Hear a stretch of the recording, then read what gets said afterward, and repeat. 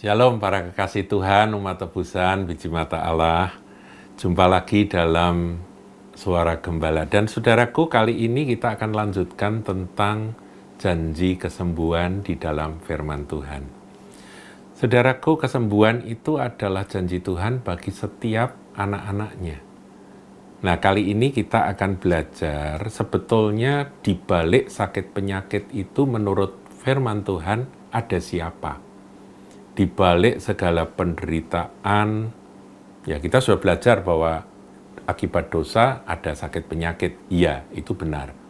Tapi kita akan lihat sisi lain bahwa karena ada dosa, maka ada satu kuasa yang bekerja yang membuat manusia itu menderita sakit penyakit.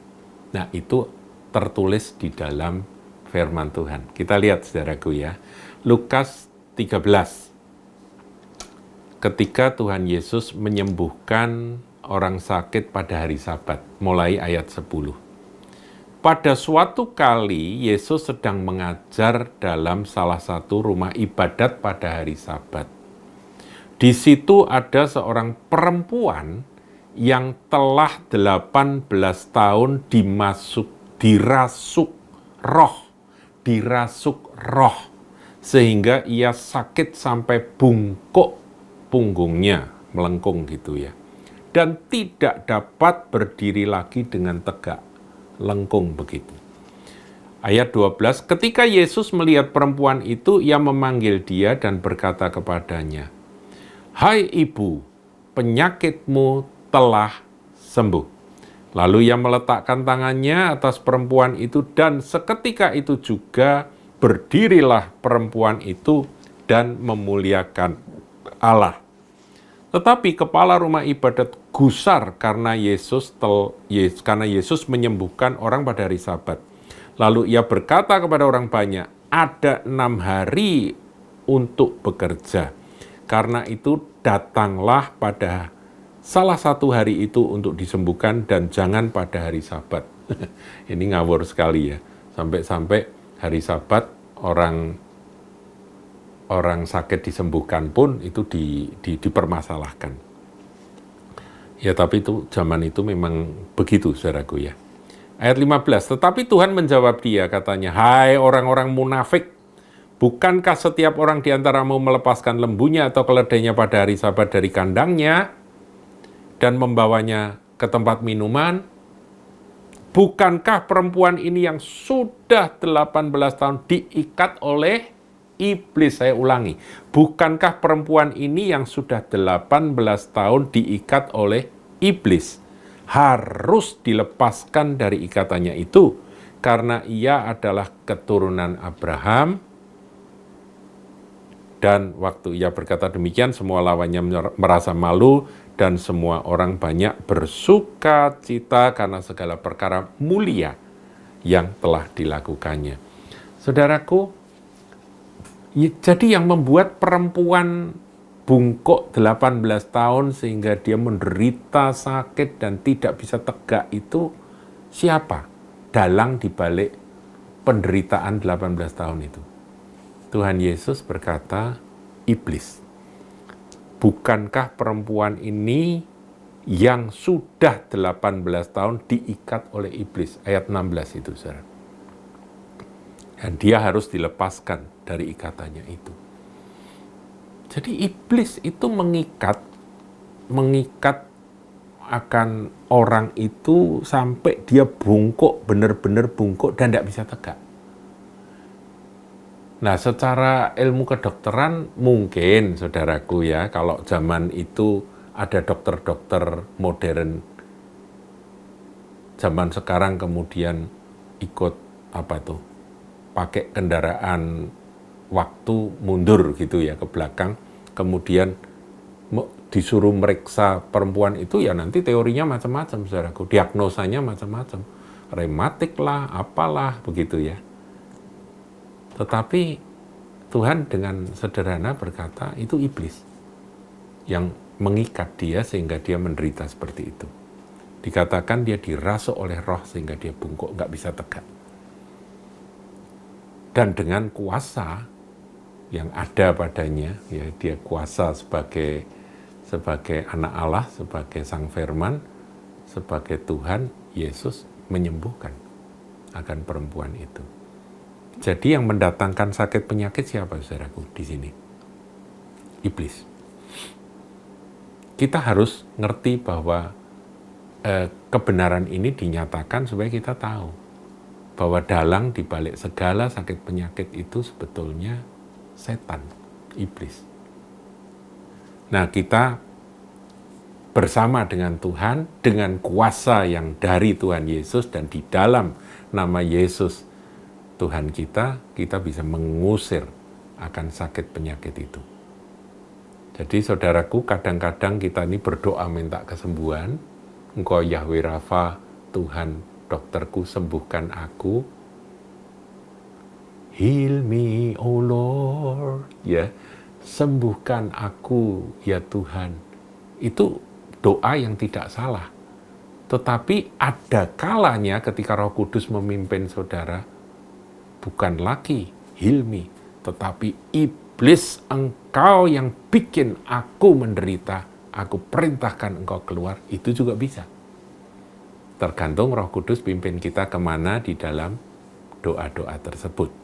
Sama-sama menderita, saudaraku. Kita bisa minta kesembuhan dari Tuhan, Tuhan bisa sembuhkan. Kita juga bisa, kalau Roh Kudus pimpin, usir roh jahat. Dan kita pun akan disembuhkan. Makanya saya juga lihat ada hamba Tuhan itu spesialisasinya kalau ketemu orang sakit, mesti tangkeng setannya. Dan orang itu ya sembuh, saudaraku. Karena itu juga Alkitabiah, ya. Nah, sekarang kita lihat satu ayat yang bagus di Kisah 10 ayat 38. Kisah Rasul 10 ayat 38. Ini ayat beken, saudara, ayat yang terkenal. Kisah Rasul 10 ayat 38 tentang Yesus. Yaitu tentang Yesus dari Nazaret, bagaimana Allah mengurapi dia dengan Roh Kudus dan kuat kuasa. Dia yang berjalan berkeliling sambil berbuat baik dan, perhatikan, menyembuhkan semua orang yang dikuasai iblis.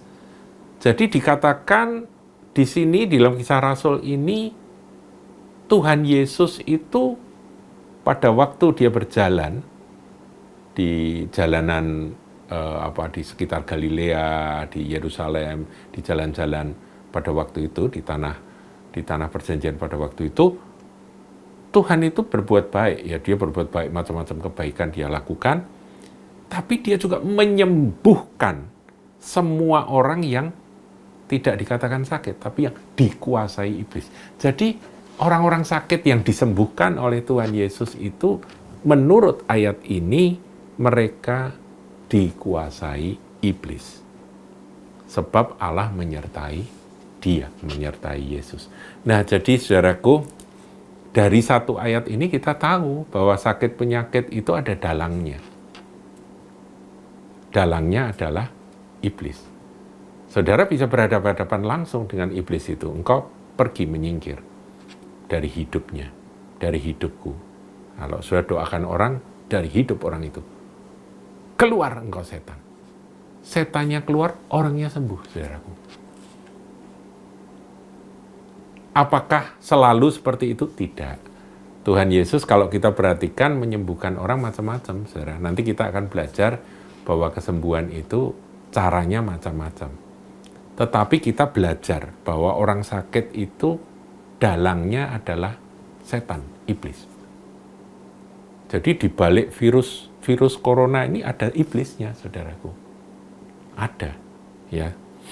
Nah, Roh Kuduslah yang akan memimpin kita harus bagaimana. Apakah kita mengaku dosa? Ya, itu penting, cara mengaku dosa, kemudian minta kesembuhan dari Tuhan, sembuhkan aku, Tuhan bisa sembuhkan. Ataukah kita diurapi Roh Kudus untuk kita berhadapan-hadapan dengan dalang itu dan kita mengusirnya, itu juga merupakan cara yang Alkitabiah.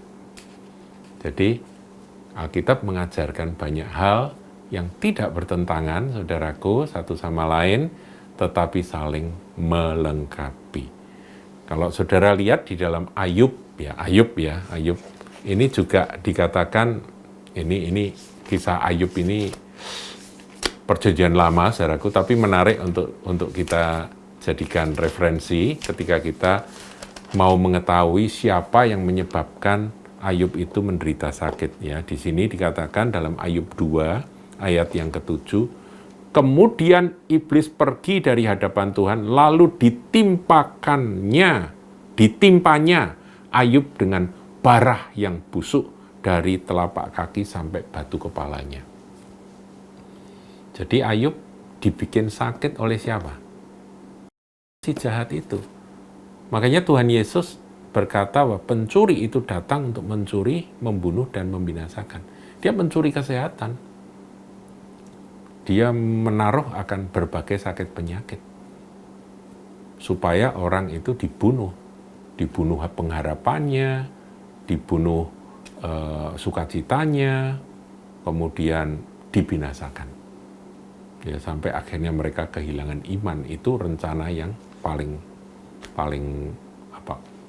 akhir dari si iblis, sampai memisahkan manusia dari imannya kepada Tuhan. Jadi imannya mau dihancurkan.